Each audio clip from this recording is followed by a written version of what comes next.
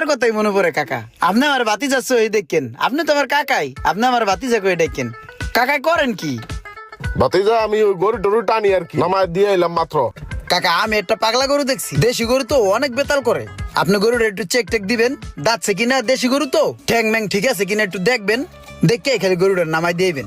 না আমার কাম আছে না, আমি দিনে 1000 টাকা কামাই, তোমার লগে যাই কি পান্তা ভাত খামুনি। আরে না না কাকা, আমি আপনার টাকা দিব তো, আপনার যা টাকা লাগে আমি দিব, আপনার আমি 2000 টাকা দিব না কাকা, চলেন।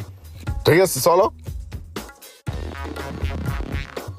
ঠুয়া খাইয়া যাওয়ার আমি ঝাড়ে দিছি, আমার কাছে মাপসা কইছে আপনি আমার বাহের লাহাইন, আপনি আমার চাচা, কইছে আপনার 2000 দিমু, কাকা আপনি আহেন, আপনি আমার একটা গরু দেখা দিবেন। আমার 2000 দিছে, আমি গরু দেখা দিছি, বাস শেষ। হ্যাঁ কি কোন কাকা, আমি তো পুরো মাঠে পড়ে গেলাম কাকা। আরে কাকারে কি করলেন? হাটের মধ্যে সুবিধা দেওয়া লোক অথবা দালাল চক্র থেকে সব সময় দূরে থাকবেন। ভিডিওটি ভালো লাগলে অবশ্যই শেয়ার করে দিবেন প্লিজ, আর সবাইকে জানাই ঈদ মোবারক।